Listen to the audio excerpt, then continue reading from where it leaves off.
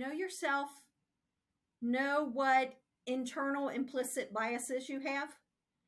And then be conscious of those so that they don't have an effect on your work, your selection of personnel.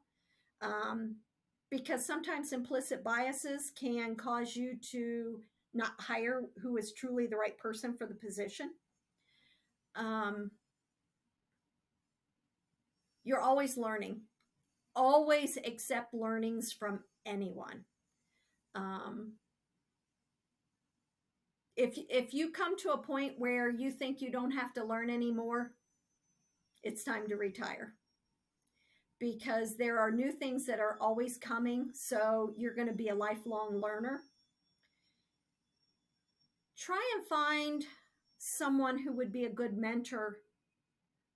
It can be within your organization or outside your organization to help you. Maybe you know what your goals are, but you don't know how to get there. See if that mentor can help you. Maybe you don't know where you want to go. Talk to the mentor, and maybe they can help you see what various options are. Be honest to yourself. True confessions here. I had, earlier in my career, I had an implicit bias against younger folks. They couldn't possibly know what I know. You know how much I've learned from my younger counterparts? It's amazing. Everybody brings good things to the table. Be accepting of that. Understand you don't have all the answers. You never will.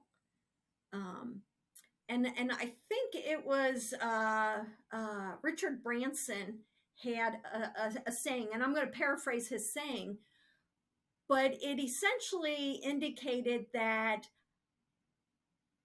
let the people that you hire do the job that you hired them for.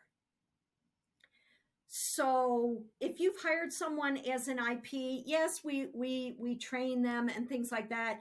There's some skills that they bring to the team. How can they help the team get better? I'm always looking at how we can elevate and keep going. I think part of that is not just servant leadership, but part of that is high reliability. Okay, you've made progress. You've got down to this level. Okay, how can you get to the next level? There is never a stopping point. So work for someone you trust.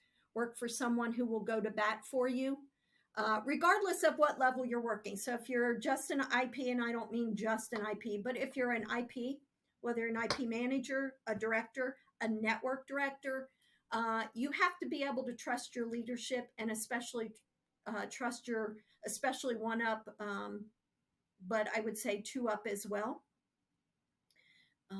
Make them look good, because when you make them look good, you will be ultimately rewarded in the end, especially when you come to them with a request. So many of the roles are requiring master's degrees. Some get an MSN, that's fine.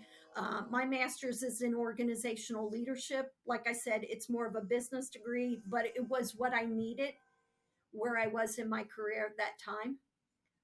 Never be afraid to ask questions. There are so many facilities directors or architects, physicians, not just ID physicians, but of various specialties, who love the opportunity to teach. Become that lifelong learner and learn from all of those resources you have within your organization. But I love what I do. And I don't see myself not doing it anytime real soon.